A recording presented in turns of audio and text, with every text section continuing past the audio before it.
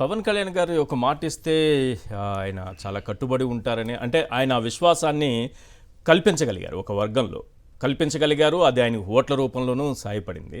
కానీ సుగాలి ప్రీతి తల్లి 11 సార్లు ఆయన కార్యాలయం చుట్టూ తిరిగినా కనీసం అపాయింట్మెంట్ కూడా ఇవ్వలేదని ఆమె స్వయంగా చెప్తున్నారు. అదే అంటే ఇక్కడ ఏం జరుగుతుందంటే, ఇప్పుడు ఆయన సినిమాలు చేసి రాజకీయంలోకి వచ్చారు. సో ఆయనకున్న బేస్ ఏంటి? సినిమాల వల్ల పాపులారిటీ వల్ల పబ్లిక్లో ఇమేజ్ వల్ల పాలిటిక్స్ వల్ల ఈరోజు పదవి, అది జర్నీ. సో దానివల్ల ఏమవుతుందంటే, అంటే ఇలా ఎవరైతే కొంచెం స్క్రీన్ మీద కనిపిస్తారో, మీడియాలో ఉంటారో, ఆ పాపులారిటీతో ప్రజలతో కనెక్ట్ అవ్వడం అనేది ఫాస్ట్గా జరుగుతుంది. అది ఒక అవకాశంగా తీసుకుని ముందుకు వచ్చారు. దీంతో పాటు ఎలా ప్రాజెక్ట్ చేసుకున్నారు? మేము నిజాయితీగా ఉంటాము, నిజాయితీగా పనిచేస్తాము అనేటువంటిది ప్రాజెక్ట్ చేశారు. ఈరోజు అధికారంలో ముఖ్యమంత్రి గారు చంద్రబాబు నాయుడు గారి మీద ఇచ్చిన మాట నిలబెట్టుకుంటాడు అనే నమ్మకం జనాలకి లేదు. సో ఇతను మాట ఇస్తాడు కానీ చెయ్యడు, తీరా మాట తప్పాడు అని జనం అనుకుంటున్నప్పుడు చేయడానికి ప్రయత్నం చేస్తాడు. దానికి 14-19లో ఎగ్జాంపుల్, రుణమాఫీ రైతులకి పూర్తి స్థాయిలో చేయలేదు, డ్వాక్రా మహిళలకి రుణమాఫీ చేయలేదు, వాళ్ళ లోన్లు వడ్డీలు లక్షలు పెరిగిపోయి ఏప్రిల్ 11వ తేదీ ఎలక్షన్ ఉంటే ఆయన 9వ తేదీ 10వ తేదీ ఆ రుణమాఫీ డబ్బులు ఇవ్వడానికి ప్రయత్నం చేశాడు. అంటే 1 డే ముందు ఇస్తే ఓట్లు వేసేస్తారు అనుకుని దాన్ని కూడా పేరు మార్చేది పెట్టినట్టు పసుపు కుంకుమ పెట్టారు. అంటే డబ్బు అయితే తీసుకున్న ఓట్లు మాత్రం వేయలేదు మహిళలు. ఎందుకంటే 5 సంవత్సరాలు ఏం చేయకుండా ఇప్పుడు ఏదో మమ్మల్ని మాయ చేయాలని ట్రై చేస్తున్నారని వాళ్ళు అర్థమైంది వాళ్ళకి. సో అలాంటి సిచ్యువేషన్లో మళ్ళీ వచ్చి అమ్మఒడి ఒక బిడ్డకి ఇస్తే ఎంతమంది ఉంటే అంతమందికి ఇస్తామని ఇతను కొడుతుంటే ఎలా నమ్మాలి ఇతన్ని అని ప్రజలు అనుకునే సమయంలో నేనుంటాను మధ్యలో, నన్ను చూసి ఓటేయండి, హామీలు నెరవేర్చే బాధ్యత నేను తీసుకుంటాను అని ఈ సినిమాల నుంచి కొత్తగా వచ్చిన పవన్ కళ్యాణ్ గారు చెప్పారు. దాంతో మీరు అన్నట్టు నిజంగానే ఇతను నిజాయితీగా ఉంటాడేమో, హామీలు నెరవేరుస్తాడేమో, చంద్రబాబు నాయుడిని ఇతను నమ్మలేము, ఇతను నమ్మి ఓటేద్దామని వేశారు. బట్ ఈరోజు ఏం జరిగింది? ఏ హామీ నెరవేర్చే క్రమంలో ఇతను అడ్డంగా నిలబడి మాట్లాడటం లేదు, అసలు ఇతను ఇచ్చిన హామీలే నెరవేర్చడం లేదు, ఇతను ఇచ్చిన మాటనే యూటర్న్లు తీసుకుంటూ ఉన్నాడు. సో ఇట్లాంటి సిచ్యువేషన్లో రాజకీయ నాయకులు మాట ఇచ్చి తప్పడం అనేది జనరల్గా ప్రజలు అనుకునేటువంటి అంశం. అవును, అందుకు భిన్నంగా లేడు పవన్ కళ్యాణ్ అనేటువంటిది ఈరోజు ఎస్టాబ్లిష్ అవుతున్న క్రమంలో ఈ ఎంక్వైరీ, సిబిఐకి ఎంక్వైరీ ఇవ్వాలనేటువంటి మాట తెచ్చారు. లేకపోతే పూర్తిగా క్రెడిబిలిటీ కోల్పోతున్నాము.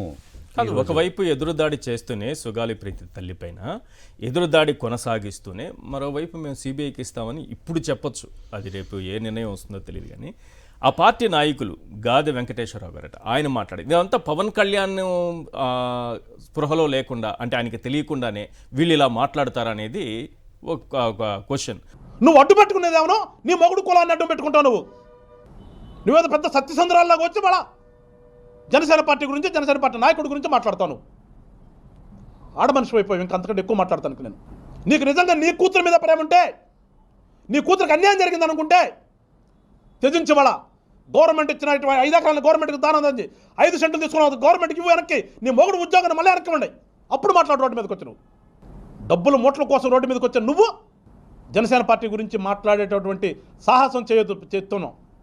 ఎప్పుడు కూడా అన్యాయం జరిగింది అటుంటాం. జనసేన మాటకు విలువిస్తాం, ప్రాణానికి విలువిస్తాం, మంచితనాన్ని నమ్ముతాం.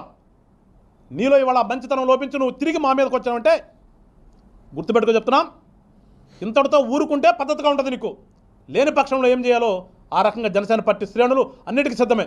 ప్రేమించడం తెలుసు, ఆ ప్రేమను వేరే రకంగా వస్తే ఏం చేయాలో అది కూడా తెలుసు జనసేన సైనికులకని చెప్పి గుర్తుపెట్టుకో పార్వతి గారు. ఇది జనసేన నాయకుడు మాట్లాడినటువంటి తీరు. ఎందుకంటే పవన్ కళ్యాణ్ గారు ఎలా ఊగిపోయారో చూసాం మనం. 14 ఏళ్ల బాలిక సుగాలి ప్రీతిని అన్యాయంగా చంపేస్తే ఒక్కడికి బాధ లేదు, కానీ జగన్మోహన్ రెడ్డి గారికి ఒక్క గులకరాయి తగిలితే ఈ రాష్ట్రం కదిలిపోయిందన్నారు. ఏ మహిళ గురించి మాట్లాడారు, ఎవరి గురించి, ఏ కేసు గురించి, ఏ కేసును భుజాన వేసుకున్నారు. ఇప్పుడు ఆ కుటుంబాన్నే ఎంత ఆత్మాభిమానం దెబ్బతీసేలా, దెబ్బ కొట్టేలా, వాళ్ళ ఆత్మగౌరవాన్ని దెబ్బతీసేలా మాట్లాడుతున్నారు చూడు. అదే ఇప్పుడు మీ ద్వారా నేను ఆ జనసేన వాళ్ళని అడుగుతున్నాను, మనం ప్రజాస్వామ్యంలో ఉన్నామా లేకపోతే నిరంకుశత్వం పాలనలో ఉన్నామా?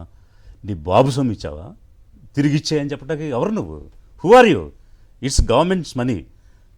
చట్టం చెప్తుంది అత్యాచారం జరిగినప్పుడు భూమి ఇవ్వమని, లేకపోతే హౌస్ సైట్ ఇవ్వమని, ఉద్యోగం ఇవ్వమని చట్టం చెప్తుంది. నువ్వెవరు తిరిగి ఇవ్వమని అడగడానికి? అసలు సిగ్గుండాలి కదా ఆ మాట మాట్లాడడానికి. కనీసం చట్టం మీద అవగాహన లేకుండా నువ్వు తిరిగిచ్చి మాట్లాడంటే నీ బాబుసం ఏమని ఇచ్చావా? It's government's money, it's public money, మనందరం ట్యాక్స్లు కడితే వచ్చిన డబ్బు ఇలా పంచమని ఒక చట్టం చెప్తుంది. చట్ట ప్రకారం ఇచ్చిన తర్వాత నువ్వు తిరిగిచ్చి మాట్లాడంటే అసలు సిగ్గు శరం లేకుండా మాట్లాడే మాటలు ఏంటివి? కనీసం ఇంగిత జ్ఞానం లేకుండా, చట్టం అంటే అవగాహన లేకుండా, అవగాహన రాహిత్యంతో మాట్లాడుతున్నారు వీళ్ళు. ఇప్పుడు నేను ఈ విషయం అడుగుతుంటే నువ్వు 5 సంవత్సరాలు ఏం చేసావు, అప్పుడు ఏం చేసావు అని రకరకాల క్వశ్చన్లు వేస్తున్నారు. అసలు కనీసం వీళ్ళకి మినిమం జ్ఞానం లేదు, మినిమం ఇంగితం లేదు. ఒక ఆఫీసర్గా ఉన్నవారు, ప్రభుత్వంలో ఉన్నవారు అప్పుడు ఎలా మాట్లాడతారు? I have code of conduct, I cannot speak anything while serving. నేను బయటకు వచ్చి ఇప్పుడు రాజకీయంగా ఒక లిబరేషన్ కాంగ్రెస్ పార్టీ అని ఆ పార్టీ ద్వారా మేము మాట్లాడుతున్నప్పుడు ఏ విషయమైనా కూడా మేము మాట్లాడతాం, ప్రశ్నిస్తాం. సో తప్పు జరిగినప్పుడు తప్పుని నిలదీస్తాం, ప్రజల తరపున అడుగుతాం.